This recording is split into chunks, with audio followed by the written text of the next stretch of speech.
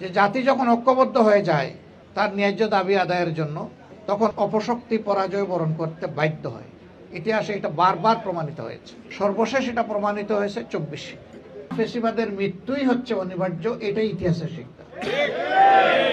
আমি মহান আল্লাহ তাআলার দরবারে দোয়া করি, যারা বুক চিতিয়ে মায়ের বাসার অধিকার আদায়ের জন্য সেদিন লড়াই করেছিলেন এবং বিশেষভাবে যারা নিহত হয়েছিলেন, আল্লাহ তাআলা তাদের সকলকে শহীদ হিসাবে কবুল করুন। যারা লড়াই করেছিলেন তারা আমাদের ভাষা সৈনিক হিসাবে অতি শ্রদ্ধার পাত্র।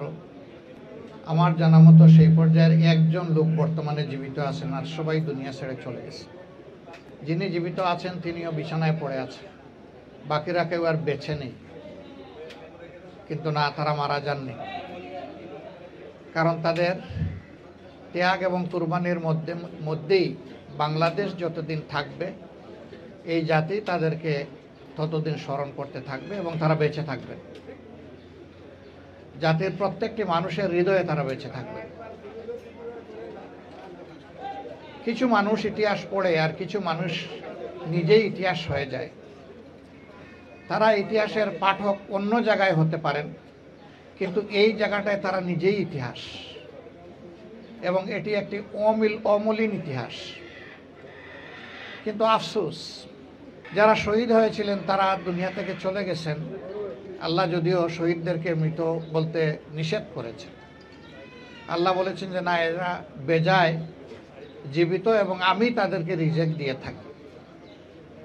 তবে তাদের কারো কারো পরিবারের করুণ পরিণতির কথা মাঝে মধ্যে যখন গণমাধ্যমে আসে, তখন নিজেকেই এর জন্য ধিক্কার দিতে ইচ্ছা করে। সেই 52 থেকে আজকে 2025 সাল, দীর্ঘ সময় পরিক্রমায় কেন তার আপনজনরা এখনো খুপড়ি করে বসবাস করবে? কেন তারা তাদের একটু রিজেকের সংকুলনে দাঁড়ে দাঁড়ে ঘুরবে? তাহলে রাষ্ট্রের দায়িত্বটা কি? জাতির দায়িত্বটা কি? যারা রাষ্ট্রকে জাতিকে পরিচয় এনে দিলেন, তাদেরকে যদি আমরা এইভাবে ভুলে যাই, এটি আসলে শহীদদের আত্মার প্রতি অপমানই বলতে হবে। তবে এটি শুধু 52-তে নয়, এটি আগে পরে বারবার ঘটে আসছে। এর পরিসমাপ্তি হওয়া উচিত বলে আমরা মনে করি। 52-তে যারা লড়াই করেছিলেন তারা প্রতিষ্ঠিত সরকার এবং বাহিনীর বিরুদ্ধে লড়াই করেছিলেন। একদিকে নিজের মায়ের ভাষার অধিকার প্রতিষ্ঠার দাবিতে নিরস্ত্র মানুষ, আরেকদিকে জনগণের টাকায় কিনা সশস্ত্র পুলিশ এবং সেনাবাহিনী। কিন্তু না, তারা পিছাননি। এই 24-এর আন্দোলনেও আমরা একজন ছোট বোনকে দেখেছি। সম্ভবত সে বলেছিল, সামনে পুলিশ, পিছনে স্বাধীনতা।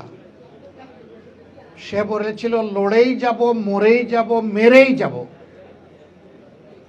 সম্ভবত ওই বোনটার নাম সানজিদা চৌধুরী, এরকম কিছু হবে। সেলিউট তোমাকে বোন, সেলিউট। তোমার মাঝে সেই 52-র তেজ আছে, 71-এর তেজ আছে। তোমার মতো বোনদের এই সমাজে আরো অনেক প্রয়োজন, ভাইদের অনেক প্রয়োজন। তো এই যারা পুলিশকে সামনে রেখে বলতেছে সামনে পুলিশ, পিছনে স্বাধীনতা, তাদের অবদান জাতি ভুলবে কেমনে? এরা এক একজন এক একটা জীবন্ত ইতিহাস।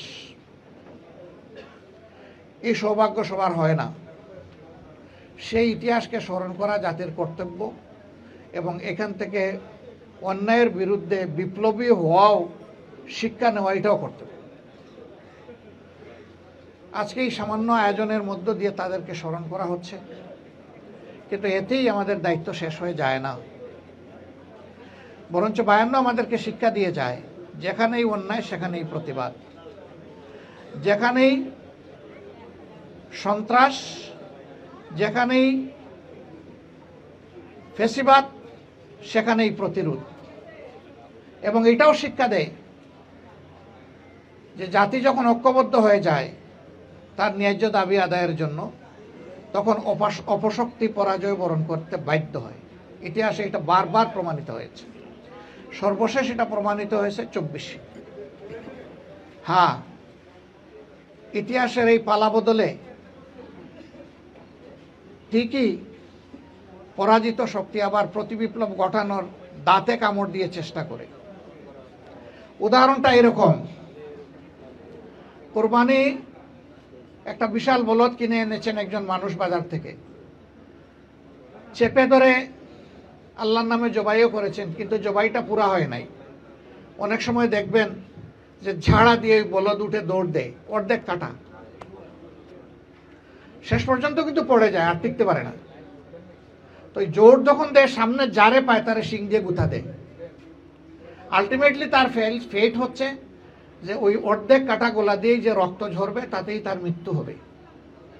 তো ফেসিবাদের অবস্থাটাও এমন, ওরা মনে করে যে না, আমার গোলা অর্ধেক কাটা গেছে, বাকি বোধহয় জুড়া নিয়ে নিবে এবং আমি বোধহয় লড়াই করে আবার ফেসিবাদ কায়েম করতে পারবো। না, ফেসিবাদের মৃত্যুই হচ্ছে অনিবার্য, এটাই ইতিহাসের শিক্ষা। সম্মানিত ভাই বন্ধুগণ, দোয়া করি আজকে যারা চিকিৎসা সেবা নিতে এসেছেন, এই সেবা যেন তাদের জন্য উপকারী হয়। বাংলাদেশ জামাতে ইসলামী সাধারণ অর্থের কোনো রাজনৈতিক দল নয়, এটি একটি সামগ্রিক আন্দোলন। আমাদের অঙ্গীকার হচ্ছে সমাজ পরিবর্তন, আমাদের অঙ্গীকার হচ্ছে একটা কল্যাণধর্মী রাষ্ট্র গঠন, আমাদের অঙ্গীকার হচ্ছে একটি মানবিক বাংলাদেশ গঠন। এই জায়গায় পৌঁছার জন্যই আমাদের সামগ্রিক তৎপরতা। এই জন্যে সকল ক্ষেত্রে জামাত ইসলামী একটি অর্থবহ পরিশুদ্ধির পক্ষে। সেই পরিশুদ্ধির মধ্য দিয়েই একটি কল্যাণধর্মী মানবিক বাংলাদেশ গড়ে উঠুক আল্লাহর কোরআনের ভিত্তিতে। এই আকাঙ্ক্ষা নিয়ে আমাদের অভিযাত্রা। এই অভিযাত্রায় আমরা আপামর জনগণকে আহ্বান জানাই যে কল্যাণের এই কাজে আপনারা আমাদেরকে সহযোগিতা করুন। তবে হ্যাঁ, মানুষ হিসাবে আমরা ভুলের ঊর্ধ্বে নই, দল হিসাবে আমরা ভুলের ঊর্ধ্বে নই। সেই ক্ষেত্রে আপনারা সহযোগিতার পাশাপাশি আমাদেরকে আমাদের ভুল ধরিয়ে দিয়ে সমালোচনা করেও সহযোগিতা করবেন, এটিও আপনাদের প্রতি আমাদের আহ্বান। আসুন সবাই মিলেই আমরা একটা মানবিক বাংলাদেশ গড়ে তুলি। আজকের এই চিকিৎসা দেওয়ার অর্থই হচ্ছে এটি একটি সিম্বলিক মেসেজ যে আমরা সবাই পরস্পরের প্রতি আমাদের কিছু দায় আছে, কিছু কর্তব্য আছে। এই কর্তব্যটা যেন আমরা পালন করতে পারি। আমি দোয়া করি এই আয়োজন সফল হোক এবং মহানগরী যেন আরও কল্যাণকর উদ্যোগ নিয়ে জনগণের পাশাপাশি বেশি বেশি করে যেতে পারে। আল্লাহ তাআলা এই তৌফিক দান করুন। মিডিয়ার ভাইদের এইখানে সামান্য একটু অসুবিধা হয়েছে, এটি আমাকে কষ্ট দিয়েছে। যিনি আপনাদেরকে কষ্ট দিয়েছেন তিনি ভালো কাজ করেন নাই, এটার জন্য আমি ব্যক্তিগতভাবে লজ্জিত। আপনারা আমাদেরকে ক্ষমা করে দেবেন, কারণ আপনাদের মাধ্যমেই তো আমাদের কথাগুলো জাতির কাছে যাবে। এই জন্য আপনাদের ধৈর্যের জন্য, সহযোগিতার জন্য কৃতজ্ঞতা জানিয়ে এবং সকলের এই ভালোবাসা আর এখানে আসার জন্য কৃতজ্ঞতা জানিয়ে আমি আমার কথা এখানে শেষ করছি এবং সেই সাথে এই কল্যাণধর্মী কাজের উদ্বোধন ঘোষণা করছি আজকের এই মেডিকেল ক্যাম্পের। আল্লাহ হাফিজ। বাংলাদেশ জিন্দাবাদ, বাংলাদেশ জামাত ইসলামী জিন্দাবাদ।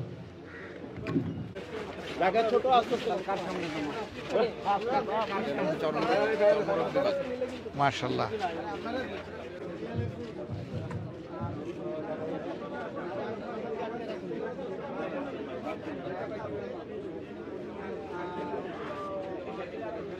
একশো 20-78